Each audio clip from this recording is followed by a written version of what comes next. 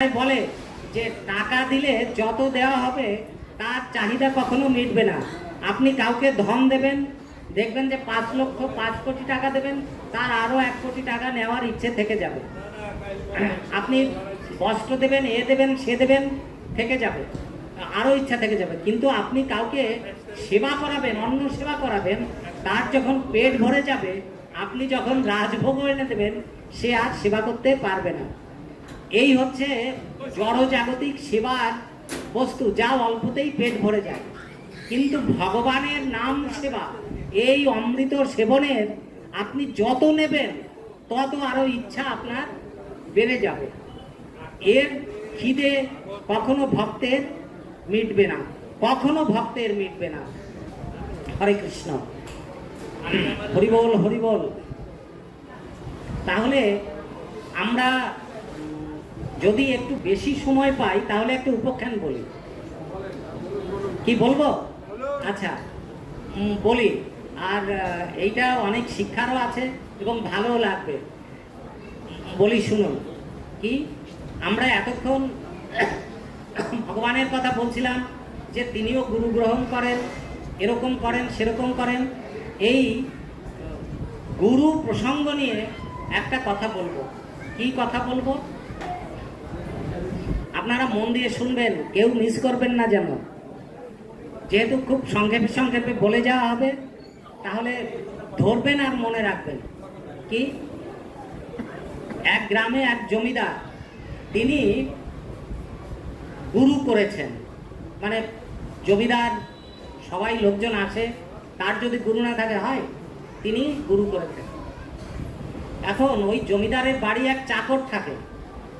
তো সে চাকর জমিদারকে বলছে যে, বাবু, আপনি গুরু গ্রহণ করলেন, আমি তো আপনার সেবা পুজো করি, কখনো মন্দিরে ফুল টুলও আমার এনে দিতে হয়, তাহলে আমাকেও গুরু করিয়ে দিন না কেন, আমাকেও গুরু করিয়ে দিন।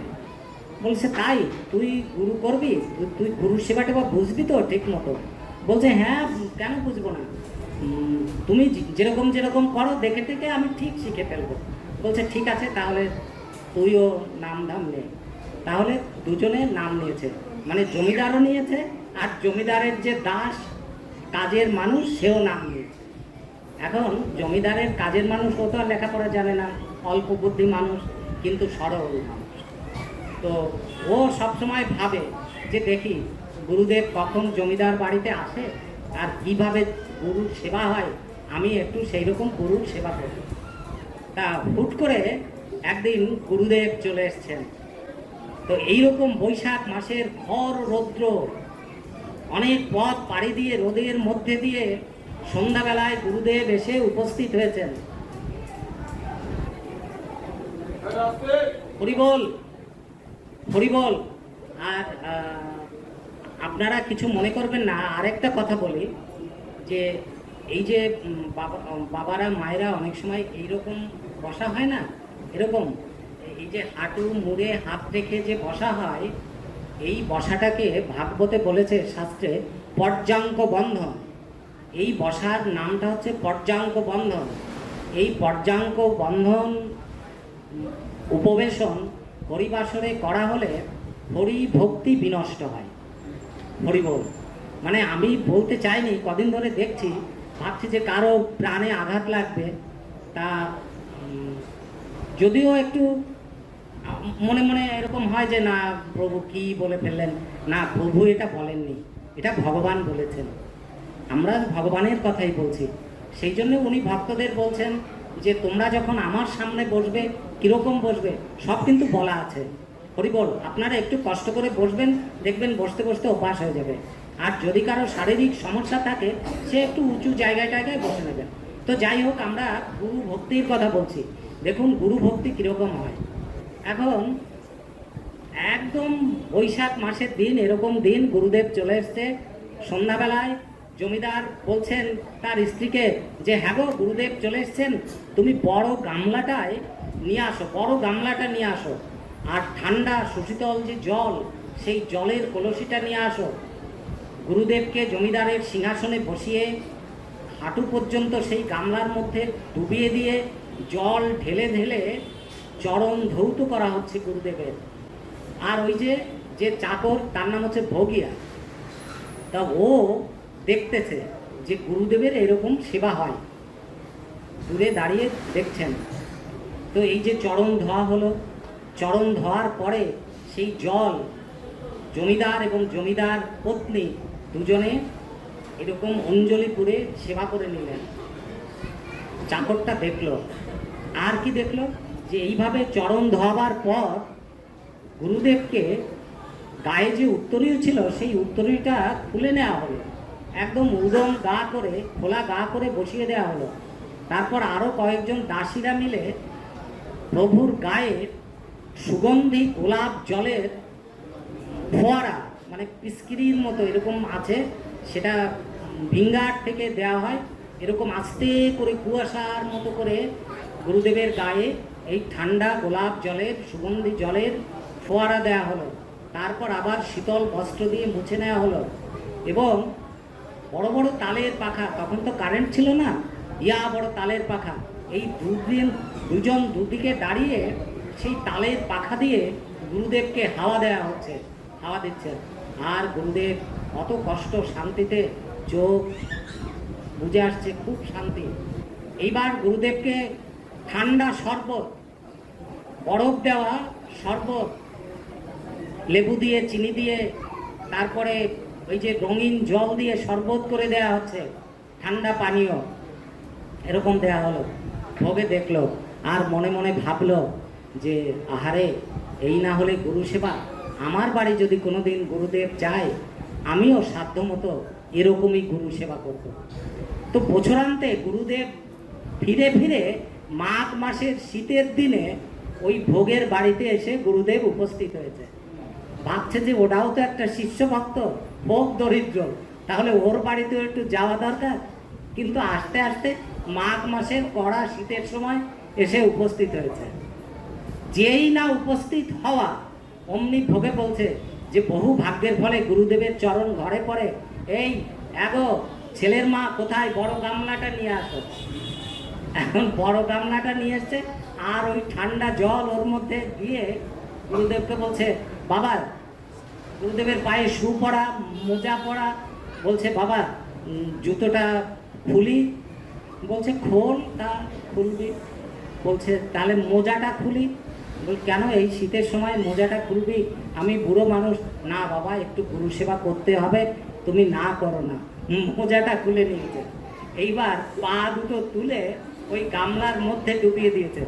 বলছে ভোগে করিস কি, একটু জলের ছিটে দে, অত ঠান্ডা জল আমার নিমোনিয়া হয়ে যাবে। বলছে তা হোক গুরুদেব, গুরু সেবার এইরকম ভাগ্য জীবের হয় কি না হয়, আমি আর সময় পাবো কি পাবো না জীবনে, তুমি আমাকে এই গুরু সেবা না করো না। দুজনে দুই পা ধরেছে, আচ্ছা মতো করে পা কষলে কষলে ধুয়ে দিচ্ছে, সময় যাচ্ছে আর গুরুদেবের গায়ে কাঁপুনি উঠে যাচ্ছে। বলছে ভোগে এইবার ছাড়, এইবার হয়েছে, তাই এইবার ছাড়লো। তো এইবার গুরুদেবের গায়ে যে জামা ছিল, গায়ে একটা মোটা মতো শাল ছিল, ওটাকে খুলে নেওয়া হয়েছে। বলছে ভোগে তুই করিস কি, এই শাল জামা খুলে নিলে আমি যে মারা যাব। বলছে না গুরুদেব, গুরুদেবের প্রাণ অত হালকা প্রাণ নয়, আমরা তা জানি, গুরু হচ্ছে ভগবানের স্বরূপ। তুমি গুরুদেব একটু চুপ করে বসো, আমি দেখেছি জমিদার তোমাকে এরকম সেবা করেছে, আমি না হয় গরিব মানুষ, তাই বলে আমার সেবা নিতে তোমার মন খারাপ হচ্ছে, তুমি একটু বসো, এই হয়ে যাবে যাবে। কোটটা খুলে নিয়েছে, জামাটা শালটা খুলে এক জায়গায় রেখে দিয়েছে। এইবার ঠান্ডা জল, ভোগের বাড়ি তো আর পিস্কিরি নেই, ওই গামলা থেকে জল তুলছে আর এরকম ছিটিয়ে ছিটিয়ে দিচ্ছে। গুরুদেবের তো কাঁপুনি উঠে গেছে, বলছে আর একটু গুরুদেব, আর একটা সেবা বাকি আছে। এইবার পাখা নিয়ে, দুজনে দুটো পাখা নিয়ে হাওয়া শুরু করে দিয়েছে গুরুদেবকে। গুরুদেব কাঁপতে কাঁপতে ওই সিংহাসনের থেকে পড়েই গিয়েছে। বলছে যে এই আমাকে ধরে তোল, এই কি করলি, আর ধরে তোলে না, হাওয়া দিয়েই যাচ্ছে। গুরুদেব ভাবছে যে এখানে যদি আমি থাকি তাহলে আজকে আমার মরণ ছাড়া কোনো গতি নেই, আমার আজকে প্রাণন্ত হবেই হবে। গুরুদেব কোনো রকম মুখে শালটা জড়িয়ে নিয়েই সেই না ছুট, একদম ছুটতে ছুটতে জমিদারের বাড়ি এসে উপস্থিত হয়েছে। আর ভোগেও পিছন নিয়েছে, উনিও আসছেন। এসে দেখছে যে জমিদার ওই গুরুদেবের ওই অবস্থা দেখে প্রথমেই একটা ভোট কম্বল, মোটা কম্বল এনে গুরুদেবকে ঢেকে দিয়েছে। পুরু কম্বল, কাশ্মীরি কম্বল, একটা ভোট কম্বল বলা হয়, দামি, গুরুদেবকে ঢেকে দিয়েছে। তারপরে ওই যে আগুনের তাওয়া থাকে না, আগের বাড়ি থাকতো আগুনের তাওয়া, সেই আগুনের তাওয়ায় ন্যাকড়া ছেঁকে ছেঁকে দিয়ে গুরুদেবের গা সব ছেঁকে ছেঁকে দিচ্ছে, বুকে ঠান্ডা ঘর করছে, বুকে এরকম সেঁক দিচ্ছে, আর গরম জল এনে গুরুদেবকে খাওয়াচ্ছে, আর লেপ কম্বল বালিশ সব দিয়ে গুরুদেবকে বিছানা করে দিয়ে দিয়েছে, এইভাবে সেবা করছে।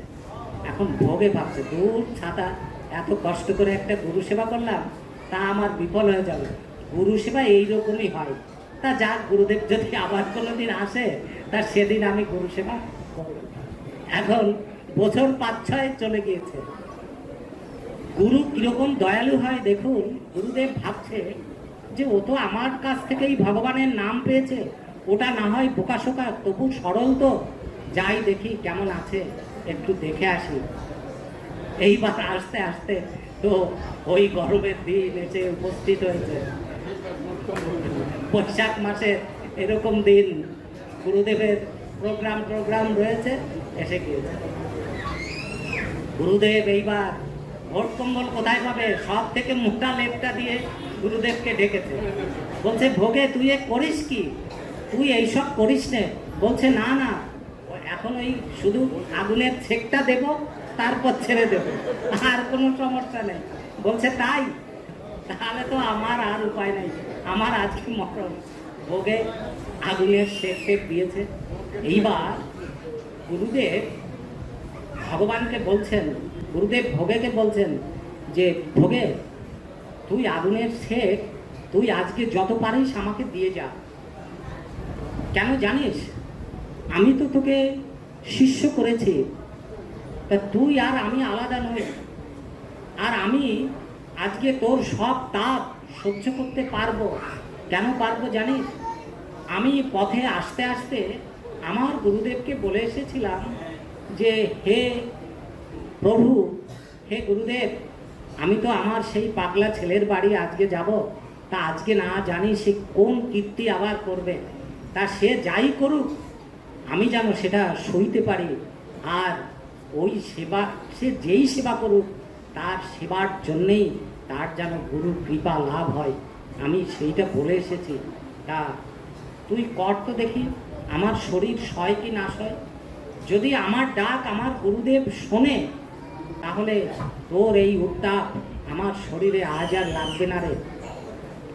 ওই শুনেই ভোগে বলছেন যে, তাহলে আমি তো মহা ভুল করছি। ভোগে বলছেন, গুরুদেব আমি তো অবধ, আমি তো ওই যে জমিদার করেছে তাই দেখে আমি করছি। গুরুদেব বলছে, দেখ, গুরু সেবা কারো দেখা দেখি হয় না রে। মন্দির শুনতে বলেছি কথাটা আপনাদের, কেন বলেছি, প্রত্যেক কথার মধ্যে তত্ত্ব রয়েছে। গুরুদেব বলছেন যে, দেখ ভোগে, গুরু সেবা কারো দেখা দেখি হয় না, যার যার মতো করে মনের ভক্তি মিশিয়ে গুরুর সেবা করতে হয়। মন থেকে যেমন আসে ওই রকম শক্তি এবং সামর্থ্যের দ্বারা করতে হয়। আমি একজনের দেখা দেখি যখনই করতে যাব তখনই ভুলভাল হয়ে যাবে, তা আমি আমার গুরুর আশীর্বাদ নিয়ে তোর কাছে এসেছি, সেই আশীর্বাদ আজকে তোর কাছে রেখে যাচ্ছি। তোর জীবন কৃষ্ণ প্রাপ্তি লাভ করবে। তোর এই নিষ্ঠার জন্যে, তুই তো এটা না বুঝে করেছিস, কিন্তু ভক্তি দিয়ে করেছিস। ভগবান বলেছেন, আমি ভাব গ্রাহী জনার্দন, আমি ভক্তের মনের ভাবটুকু গ্রহণ করি, সে কি করলো ওইটা গ্রহণ করি না। সে কত ব্যঞ্জনে আমাকে ভোগ লাগালো আমি ওইটা গ্রহণ করি না, সে কোন মনে লাগালো আমি তার এই মনের ভাবটুকু গ্রহণ করি। তা তোর মনের ভাবটুকু আমি গ্রহণ করেছি রে। তোর এই শুদ্ধ ভক্তির জন্যে আমার গুরুর কৃপায় তোর কৃষ্ণ প্রাপ্তি হবে।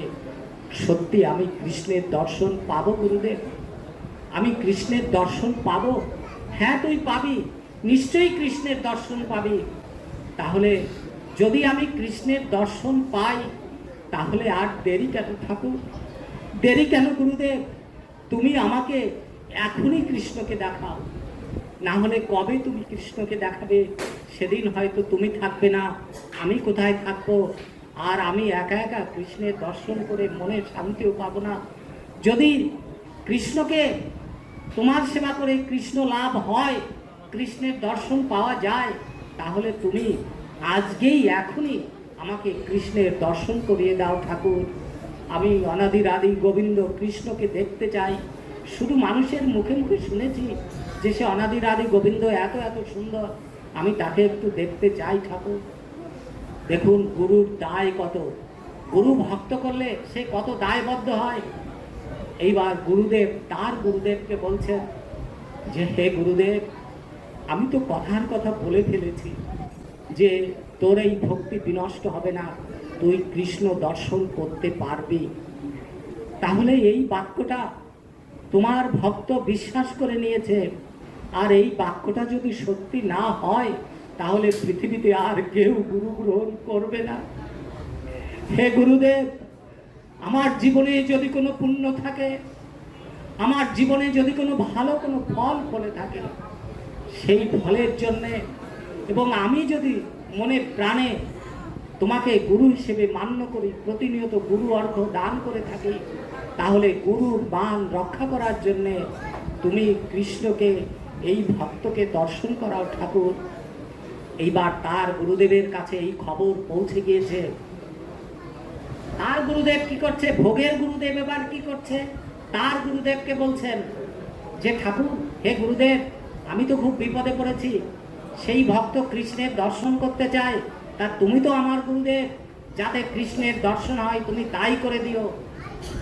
এইবারে এক একজন গুরুদেব তার গুরুদেবকে বলছেন। এইভাবে গুরুদেব করতে করতে কৃষ্ণের কাছে সেই কথা পৌঁছে গিয়েছে। কি করে পৌঁছালো শুনুন।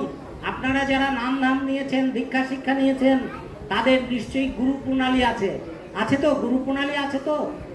হরিবল, গুরু প্রণালী আছে। প্রণালী কাকে বলে?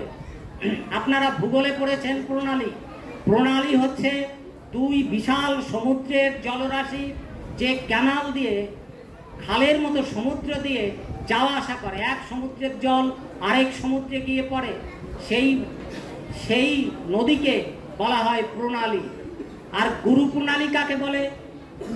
গুরু প্রণালী বলে হচ্ছে আমার গুরুদেব, আমার গুরুর গুরুদেব, তার গুরুদেব, তার গুরুদেব, এইভাবে করতে করতে গুরু প্রণালী যখন জগৎগুরু কৃষ্ণের নামে গিয়ে দাঁড়ায়, তখন সেইটাকে বলে গুরু প্রণালী।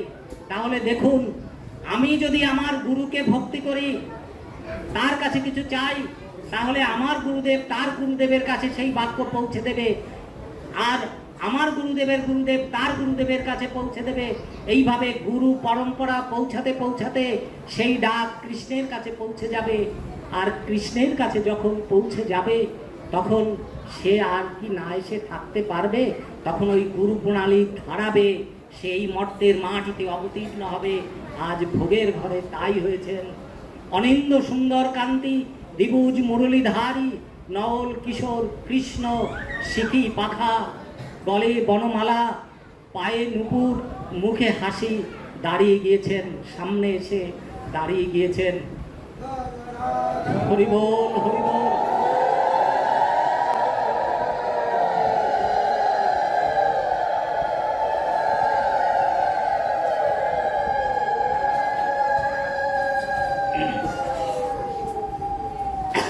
ভোগে বলছেন যে হে ঠাকুর, তুমি কৃপা করে যখন আমার ঘরে এসেছো, তখন আমাকে তুমি আর এই ঘরে রেখে যেও না, আমার সঙ্গে তুমি নিয়ে যেও। গুরুদেব বলছে ভোগে, তোর কারণেই আজ আমার কৃষ্ণ দর্শন হলো। তুই গোবিন্দের সঙ্গে যদি চলে যাস, গোবিন্দ যদি তোকে নিয়ে যায়, তাহলে আমাকে তুই কোথায় ফেলে যাবি? আমিও তোর সঙ্গে যাব। গোবিন্দ দুজনাকে দুই বাহু বাড়িয়ে ধরলেন, আর অনন্ত লোকে, তার অমীয় লোকে নিয়ে সশরীরে গমন করলেন। জয় জয় শ্রী শ্রী শ্রী গুরুপতি প্রেমানন্দে। হরি হরি বল, হরি বল। আপনারা সবাই সমস্বরে উচ্চৈস্বরে যার যার গুরুর রূপ ধ্যান করে আমার সঙ্গে একবার গুরুর নামে জয়ধ্বনি দিন।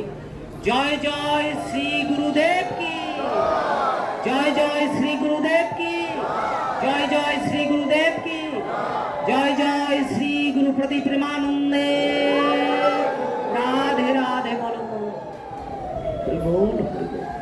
তাহলে আজকে পাঠ এখানেই বিশ্রাম রাখি। আপনারা ভালো থাকবেন আর আমার জন্য আশীর্বাদ করবেন যে আপনাদের চরণ ছুঁয়ে